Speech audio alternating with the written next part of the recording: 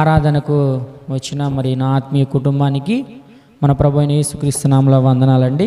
చిన్న ప్రార్థన చేసుకొని ఆరాధనకు సంబంధించిన కొన్ని విషయాలు మనం నేర్చుకుందాం. అందరం తల వంచినట్లయితే చిన్న ప్రార్థన. పరలోకమందు ఉన్నత సింహాసనం మీద ఆసీనుడు ఉన్న మా కన్న తండ్రి, ఆత్మస్వరూపివైన దేవ, సమీపింపరాని తేజస్సులో మీరు మాత్రమే వసిస్తూ అమరత్వము కలిగి ఉన్న మా కన్న తండ్రి, ఈ ఉదయకాల సమయంలో మీ ప్రియకుమారుడు మా ప్రభువారు యేసుక్రీస్తు వారి అతి పరిశుద్ధమైన నామంలో కృతజ్ఞతాస్తుతులు స్తోత్రములయ్యా.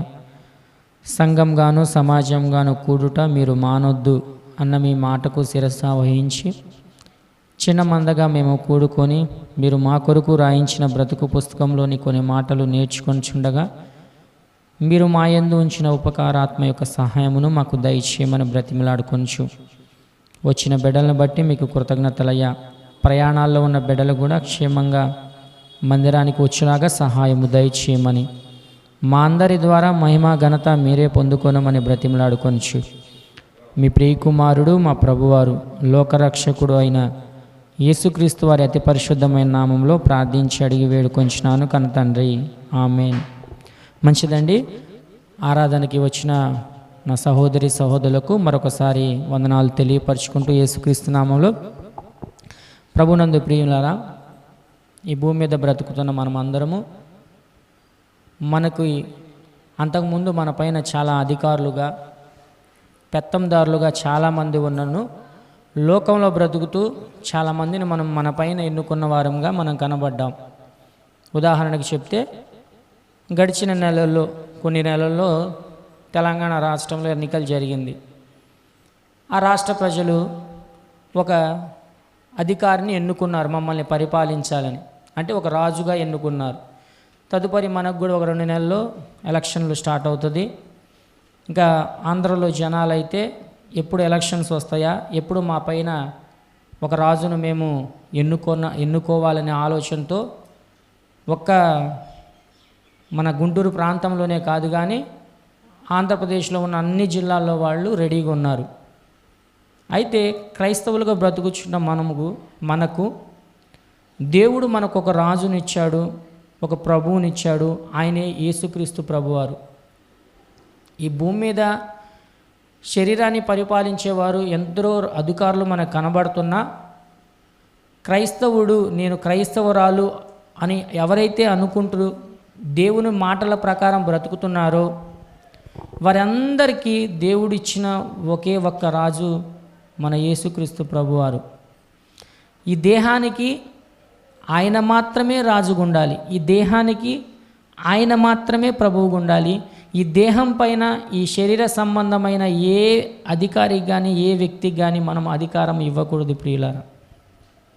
ఎందుకంటే రాబో రోజుల్లో మనం చూస్తాం మన క్రైస్తవ పేటలే ఎక్కువగా చాలా అంగు ఆర్భాటాలతో చేస్తూ ఉంటారు.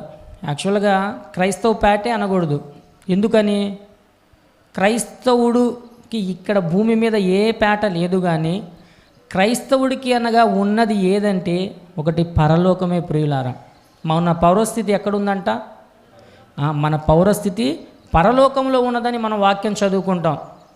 ఎక్కువగా క్రైస్తవులుగా కనబడేవాళ్ళు క్రైస్తవ పేటలు అంటారు, పల్లెలు అంటారు. ఇలాంటి ప్రాంతాల్లో ఎక్కువ కనబడుతూ ఉంటారు. అధికారులు కూడా వాళ్ళ దగ్గరకు వచ్చి వాళ్ళ శరీరానికి ఏదో వారి అవసరతనిచ్చి వారి మీద అధికారం చలాయించాలనేది మనకు భౌతికంగా కనబడుతుంది. కానీ నేను క్రైస్తవుణ్ణి, ఇదిగో నా దేహం మీద నా ప్రభువుకి అధికారం ఉన్నది అని ఎవరైతే నిజంగా దేవుని బిడ్డలుగా బ్రతుకుతారో వారి అందరూ పౌరస్థితి ఎక్కడుందయ్యా అంటే పరలోకంలో ఉంది ప్రియులారా. కాబట్టి అది గమనించుకొని సంఘానికి వచ్చినప్పుడు, ఇదిగో ఈ బయట ఉన్నప్పుడు ఎక్కడున్నా ఇదిగో నా దేహం మీద సర్వాధికారం ఎవరికి అంటే దేవుడు నాకు ఒక ప్రభువుని ఏర్పాటు చేశాడు, దేవుడు తన విలువైన మాటల్ని ఒక గ్రంథ రూపంలో నాకు ఇచ్చాడు అని దాన్ని ధ్యానిస్తా ఈ శరీరానికి ఈ దేహానికి నా ప్రభువు ఉన్నాడని ప్రభువుకు భయపడతా మన జీవిత కాలం మొత్తం బ్రతకాలి ప్రియులారా.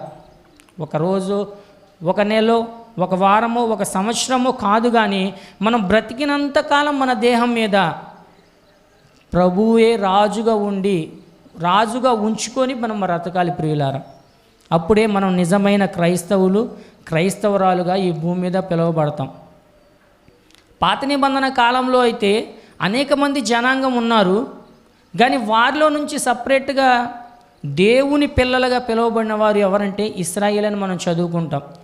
అంటే ఇశ్రాయేల్ అంటే దేవుని స్వాస్థ్యంగా అప్పుడు పిలువబడ్డారు.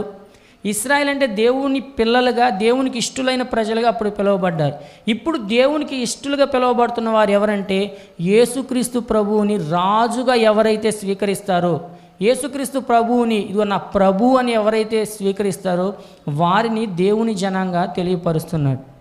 అందుకని మనం బైబిల్ చదువుతున్నప్పుడు ఎక్కడ ఏ సందర్భం ఏ భక్తులు ఎలా రాశారు, అది ఎందు నిమిత్తం రాశారు, యేసుక్రీస్తు ప్రభువారు చెప్పిన మాటలైనా సరే, యేసుక్రీస్తు ప్రభువారిని అనుసరించి భక్తులు చెప్పిన మాటలైనా సరే మనం చాలా జాగ్రత్తగా ఆలోచించాలి. అందుకని మనల్ని ఇక్కడ సంఘంగా సమాజంగా కూడమంది అందుకనే గ్రంథమును చదివి అందులో ఉన్న విషయాలు గ్రహించి వాటి ప్రకారం మనం బ్రతకాలి. అందుకనే మనకు అనేక మంది బోధకుల్ని దేవుడు తెలియపరచు. భౌతికంగా మనం సపరేట్గా మనం చదువుకుంటూ ఉంటాం మన గృహాల్లో, కానీ ఇంకా మనకి తెలియని విషయాలు ఏమైనా ఉందా అని నేర్చుకోవడానికే మనం ఇలా సంఘంగా సమాజంగా కూడాలి. సెకండ్, ఆయన ఆరాధించాలి, ఆయన ఘనపరచాలనే ఆలోచనతో మనం సంఘంగా సమాజంగా కూడాలి. ఒక భక్తుడు ఒక మాట రాస్తున్నాడండి, చూద్దాం ఒకసారి. యాకోబుకు రాసిన పత్రిక 4వ అధ్యాయము 14వ వచనాన్ని ఒకసారి చదవండి. రేపేమి సంభవింపునో నీకు తెలియదు, మీ జీవం ఏ పాటిది, మీరు కొంతసేపు కనబడి అంతలో మాయమైపోవు ఆవిరి వంటి వారే. ఏమంటున్నాడు? మళ్ళా చదువుదాం అది.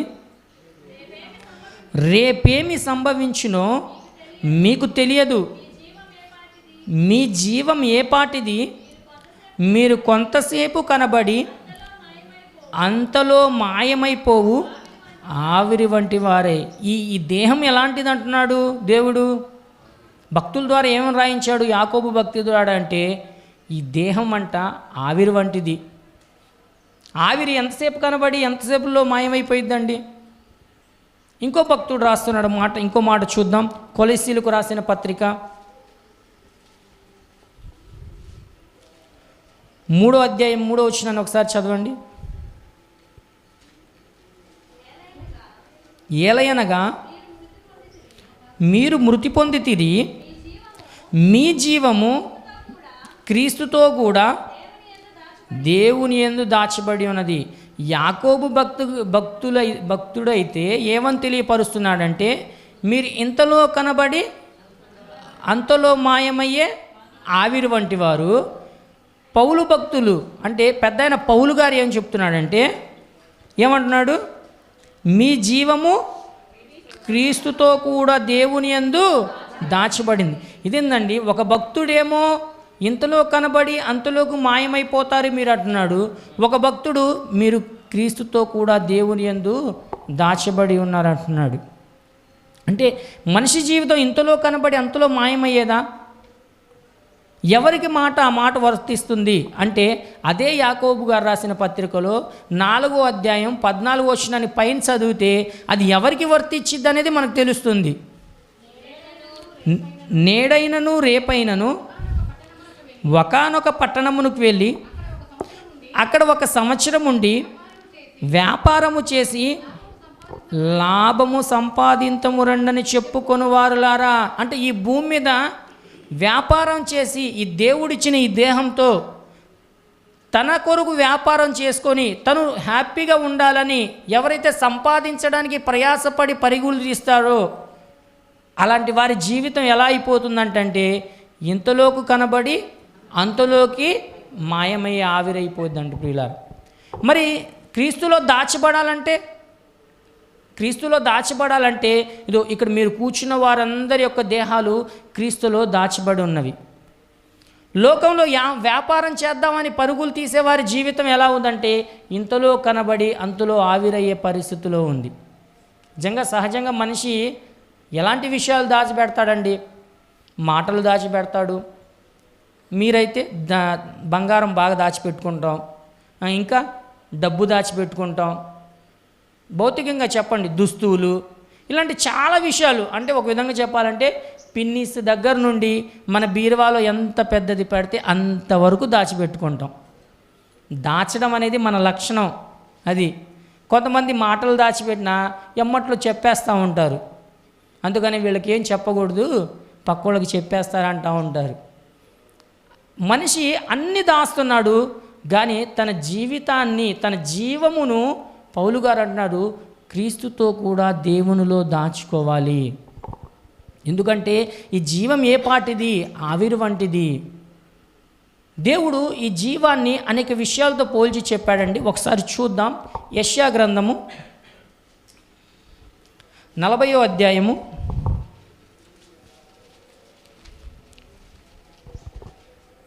15వ వచనాన్ని ఒకసారి చదవండి.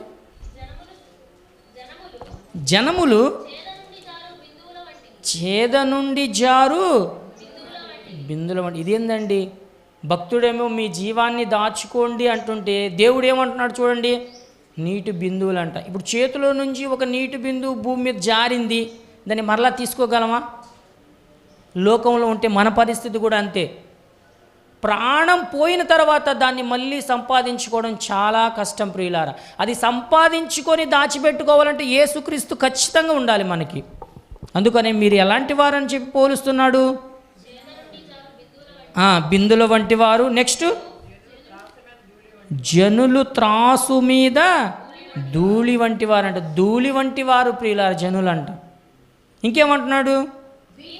ద్వీపములు గాలికి ఎగురు సూక్ష్మ రేణు వలె ఉండిద్ది. రేణు ఎంత ఉండిద్ది అని కనబడిద్దా?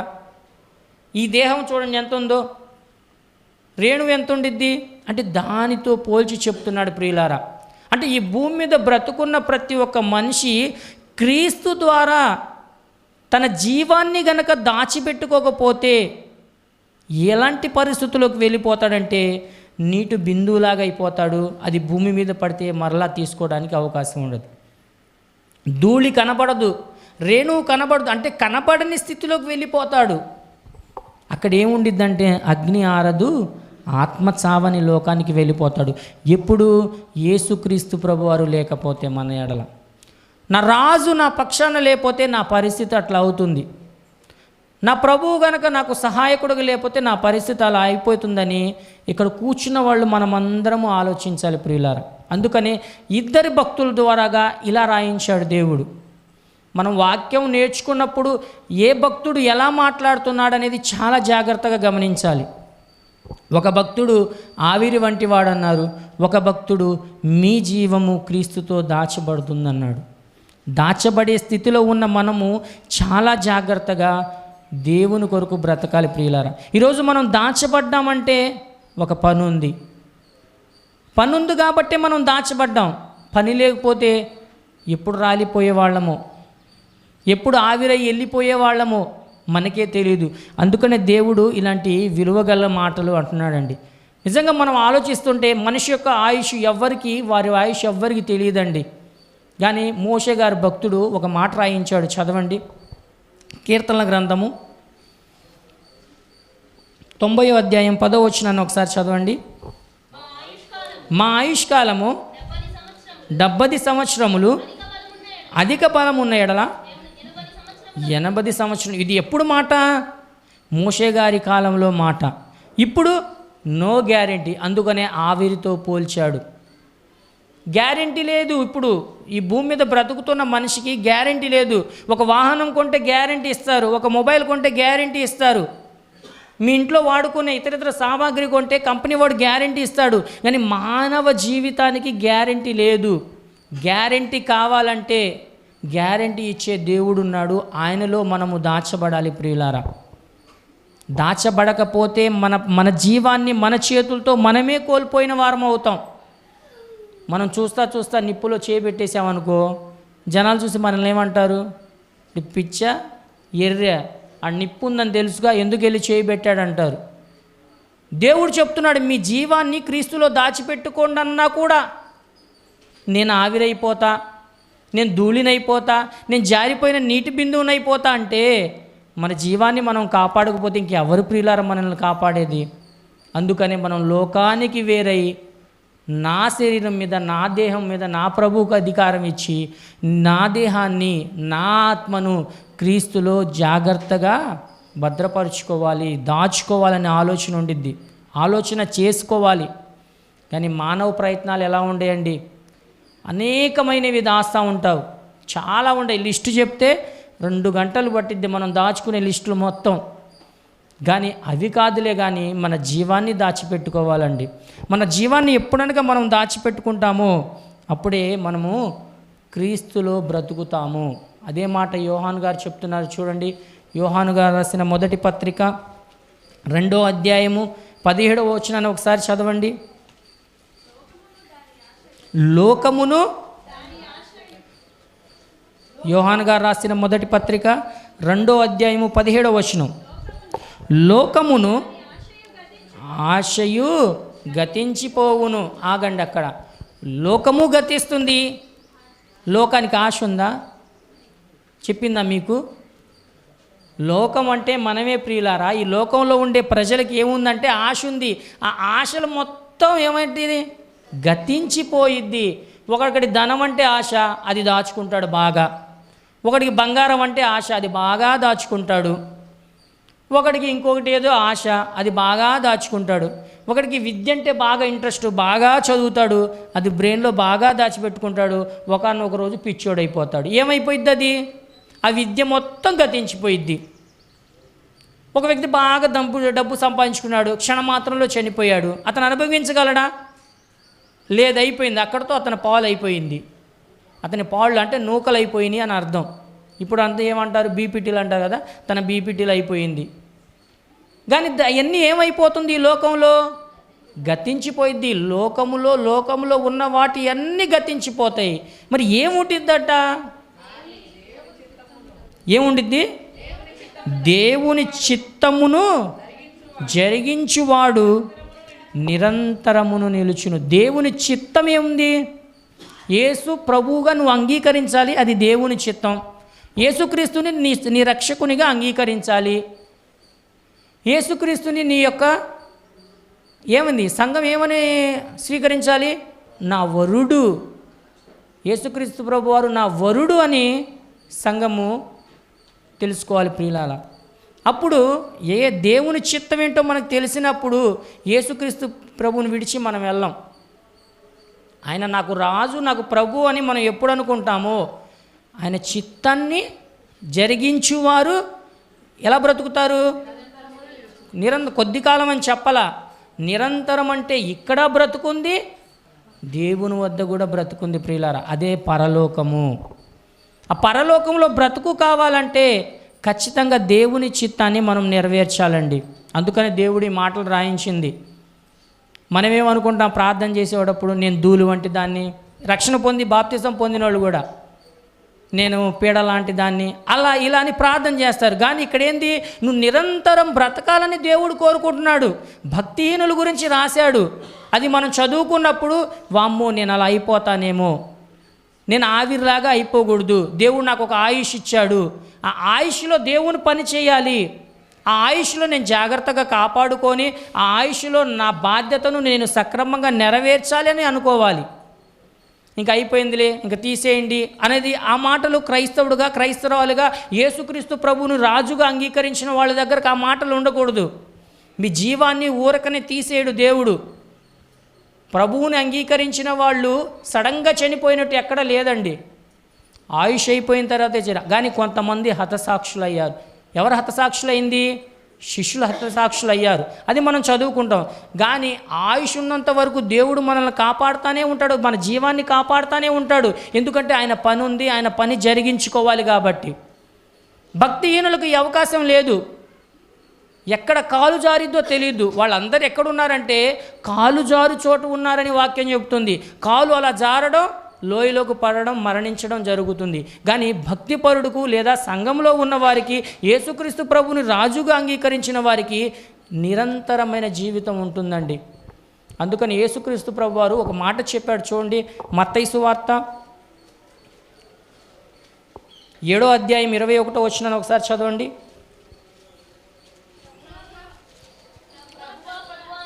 ప్రభువా ప్రభువా అని నన్ను పిలుచు ప్రతివాడు పరలోక రాజ్యంలో ప్రవేశింపడు గాని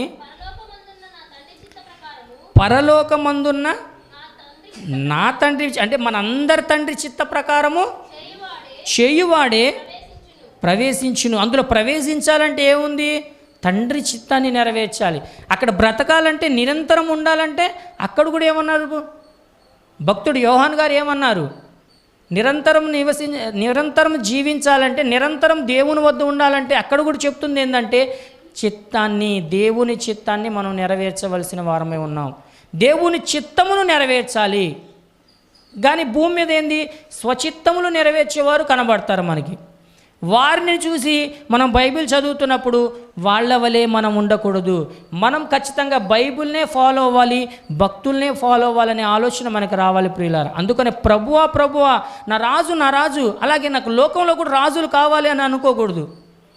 ప్రభువా అని పిలిచేవాడు ఎక్కడికి వెళ్ళడంట? పరలోకానికి వెళ్ళడు. అలాంటి వాళ్ళు మనకు సమాజంలో చాలామంది కనబడతాయి. నేను కూడా ప్రభు బిడ్డనేనండి, నేను చర్చికి వెళ్తానండి, యేసుక్రీస్తు నాకు ప్రభువేనండి అని అంటాడు నోటితో. మళ్ళీ సమాజంలోకి వెళ్ళి అతని మీద ఒక అధికారిని ఎన్నుకుంటాడు, అతని మీద ఒక రాజును అధికారిగా ఎన్నుకోవాలని చూస్తాడు. అలాంటి వాళ్ళు పరలోకం వెళ్ళవరంట. ప్రభు చిత్తం ఒకటి ఉంది, దేవుని చిత్తం ఒకటి ఉంది. ఆ చిత్తాన్ని నెరవేర్చేవాడే పరలోకానికి వెళ్తారు ప్రియులారా. పరలోకానికి వెళ్ళడమే కాదు, నిరంతరం అక్కడ దేవుని వద్ద నివసిస్తాడు. ఆ జీవాన్ని కాపాడుకుంటాడు. ఆ జీవాన్ని విడిచి వెళ్ళే ప్రసక్తి ఉండదు అక్కడ. ఆ జీవం అనేది అంత ఇంపార్టెంట్ అండి. నిజంగా మనకు 12 మంది శిష్యులు మనం చూస్తూ ఉంటే 12 మందిలో జీవాన్ని కోల్పోయిన ఒక వ్యక్తి కనబడతాడు మనకి. ఎవరైనా చూసే టక్కని సమాధానం చెప్పారు. మీరు బైబిల్ బాగా చదువుతున్నారు. ఇస్కరియోతు యూదా. కానీ మిగతా 11 మంది జీవాన్ని కాపాడుకున్నారు. అందుకని తన గురించి ఒక మాట రాయించాడు చూడండి దేవుడు. కీర్తనల గ్రంథము 109వ అధ్యాయము 8వ వచనాన్ని ఒకసారి చదవండి. కీర్తనల గ్రంథము 109 8వ వచనం.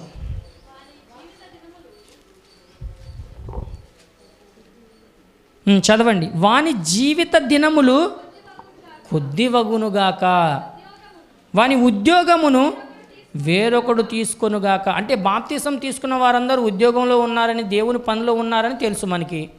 వారి జీవితం ఏమైపోయింది? కొద్దిగా అయిపోయింది ఈ భూమి మీద. మరి పరలోకం వెళ్ళే అవకాశం ఉందా అంటే అక్కడ కూడా లేదు ఛాన్స్. అక్కడ జీవాన్ని కోల్పోయాడు. మిగతా 11 మంది కాపాడబడ్డారు, జీవాన్ని రక్షించుకున్నారు, క్రీస్తు కొరకు బ్రతికారు, హతసాక్షులయ్యారు, దేవుని మాటలు ప్రకటిస్తూ ఆయన చిత్తాన్ని నెరవేరుస్తూ వచ్చాడు. కానీ ఒక వ్యక్తి మాత్రం తన ఆయుష్ని దుర్వినియోగం చేసుకున్నాడు, తన జీవాన్ని పోగొట్టుకున్నాడు. అంతకంటే భయంకరం పరిస్థితి ఏంటంటే నిరంతరం ఉండే దేవుని వద్ద అవకాశాన్ని కోల్పోయాడు ప్రియులారా. మరి ఇలాంటి వారిని చూసిన మనం ఏంటంటే ఇలాంటి వారు లోకంలో చాలామంది కనబడతారు. భక్తి చేయాలండి, మరీ అంతగా చేయకూడదు అంటూ ఉంటారు. ఇస్కరియోతు యూదా కూడా అలాగే చేశాడు. ప్రభు వెనక తిరిగాడు, ప్రభు అని అనేక సార్లు పిలిచాడు. ప్రభు గురించి గొప్పగా చెప్పిన విషయాలు ఉన్నాయి. కానీ ఏమైందంటే జీవాన్ని కోల్పోయిన పరిస్థితులకు వెళ్ళిపోయాడు ప్రియులారా. అందుకని మనం బైబిల్ చదువుతున్నప్పుడు, ధ్యానిస్తున్నప్పుడు ఏ భక్తుడు ఎలా మాట్లాడుతున్నాడు, ఏ భక్తుడు ఏ ఆలోచన కలిగి ఉన్నాడు. ఒక భక్తుడైతే నువ్వు 1 సంవత్సరం అంతా ప్రయాసపడి ఎక్కడికో వెళ్ళి సంపాదించి కూర్చుకొని సుఖపడాలని ఆలోచిస్తున్నావేమో. కానీ ఆ బ్రతుకు ఎలాంటిది అంటున్నాడు, ఆ జీవం ఎలాంటిదంటే ఆవిరి వంటిది అన్నాడు. ఒక భక్తుడైతే ఏమంటున్నాడు? నువ్వు క్రీస్తులో దాచబడి ఉన్నావు అంటున్నాడు. ఒక భక్తుడైతే నువ్వు నిరంతరం బ్రతుకుతావు అంటున్నాడు. వీటిలో మనకి ఏది కావాలి? నిరంతరం బ్రతుకు కావాలి, క్రీస్తులో దాచబడడం కావాలనేదే మన హృదయంలో భద్రపరుచుకొని వాటి కొరకు బ్రతకాలి. నేను దాచబడి ఉన్నాను, దాచబడినట్టుగా జాగ్రత్తగా బ్రతకాలి, దాచబడిన విధంగా నేను దేవుని పని చేయాలి. కానీ నేను ఈ లోకంలో కనబడేవన్నీ నేను దాచిపెట్టుకొని, అంటారు కదా ఈ ఖాళీ బుర్ర దయ్యాల కార్ఖానా అన్నట్టు, ఈ ఖాళీ బుర్రలో ఈ లోకంలో అన్ని విషయాలు ఈ మైండ్లో పెట్టుకొని కనుక మనం కూడా ఇస్కరియోతులాగా తప్పిపోతే ప్రయోజనం ఉండదు ప్రియులారా. అందుకనే క్రీస్తులో దాచబడటం అనేది చాలా ముఖ్యమండి. క్రీస్తులో దాచబడటం అంటే ఆషామాషి విషయం కాదు. మన జీవాన్ని, మన ఆయుష్ ఉన్నంత వరకు కాపాడుకుంటూ ఉండాలి. పోగొట్టుకునే ప్రమాదం మనలోనే ఉండిద్ది. ఉదాహరణకి మనకి ఇస్కరియోతు యూదా కనబడుతున్నాడు. ప్రభుతో తిరిగాడు, శిష్యులతో ఉన్నాడు, జీవాన్ని పోగొట్టుకున్నాడు. జీవాన్ని దాచుకోవాలి, ఆయనలో యేసుక్రీస్తులో దాచుకోవాలి ఆయన జీవాన్ని. మరి వారి గురించి మనం చదువుతున్నప్పుడు మనం దాచుకోవాలి అంతం వరకు. ప్రారంభంలో బాగా ఆసక్తి చూపించి దాచిపెట్టుకుంటాం జీవాన్ని. ప్రారంభంలో చాలా సంతోషంగా ఉంటాం వాక్యం వినంగానే. కానీ రాను రాను రాను రాను పాలు పలసబడినట్టు మన జీవితాలు కూడా పలసబడిపోతాయి ప్రియులారా. మన జీవం కూడా పలసబడిపోయిద్ది.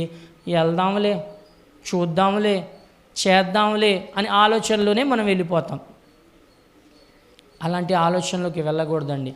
క్రీస్తు ద్వారా దేవునిలో దాచబడిన మనము ఈ దాచబడిన దాన్ని చాలా జాగ్రత్తగా కాపాడుకోవాలండి. కాపాడుకున్నప్పుడే నిరంతరం దేవుని వద్ద ఉండే గొప్ప అవకాశం మనకు ఉంటుంది. సామాన్యంగా మన భౌతిక కనబడుతున్న మంత్రులు, అధికారుల దగ్గరకు మనం ఒక గంట కూర్చొని మాట్లాడితే చాలా గొప్పగా ఫీల్ అవుతాం. మన చర్చికి ముఖ్యమంత్రి వచ్చాడు అనుకో, మనం ఏమనుకుంటాం? ఎవరు మన బంధువులకి ఏం చెబుతాం? మన ఉప్పలపాడులో మా చర్చిలో ముఖ్యమంత్రి వచ్చాడు, మేమందరం ఫోటోలు దిగా, ఎంత గొప్పగా చెప్పుకుంటాము. కానీ దేవుడు ఆయన్ని చూడడానికి కూడా మనకు అర్హత లేదు. కానీ మనల్ని దాచాడండి. ఆయన కృప వల్ల, ఆయన ప్రేమ వల్ల, ఆయన అధికారం వల్ల మనల్ని దాచాడు. ఆయన దగ్గర నిరంతరం ఉండే ఆ జీవితాన్ని చాలా భద్రము చేసుకొని మీరు జాగ్రత్తగా కాపాడుకోవాలని నేను ఆశిస్తూ నా మాటలు ముగిస్తున్నాను. అందరు తల ఉంచినట్లయితే చిన్న ప్రార్థన చేసుకుందాం. పరిశుద్ధుడా, ప్రేమ నమ్మకం కలిగిన కన్న తండ్రి, జీవం కలిగిన దేవా, జీవాధిపతినే తండ్రి, ఈరోజు క్రైస్తవులుగా బ్రతుకుచ్చిన మేమందరము నామకా వాస్తేగా ఉండకుండా అయ్యా, మా యొక్క జీవాన్ని మీ ప్రియకుమారుడిలో దాచుకోవాలని, మీ ప్రియకుమారుడిని మా ప్రభువుగా అంగీకరించి ఆయనకి మాత్రమే మా దేహం మీద అధికారము కలిగించాలని కొన్ని మాటలు మీరు మాకు తెలియపరిచారు. అందును బట్టి స్తుతి స్తోత్రాలయ్యా. కూడి ఉన్న బిడ్డలను బట్టి మీకు కృతజ్ఞతాస్తుతులు స్తోత్రాలు చెల్లించుకుంటూ, ఇప్పటి వరకు నీ మాటలు నీ పిల్లలకి తెలియపరచుటకు నువ్వు ఇచ్చిన ఈ గొప్ప అవకాశం బట్టి కృతజ్ఞతాస్తుతులు స్తోత్రములు చెల్లించుకుంటూ ఆరాధనలోకి వెళ్ళుచుండగా మీ సహాయము దయచేయమని మీ ప్రియకుమారుడు మా ప్రభువారు యేసుక్రీస్తు వారి అతి పరిశుద్ధమైన నామంలో ప్రార్థించి అడిగి వేడుకొని కృతజ్ఞతాస్తుతులు చెల్లించుకుంటున్నాను కన్న తండ్రి. ఆమేన్. అందరికీ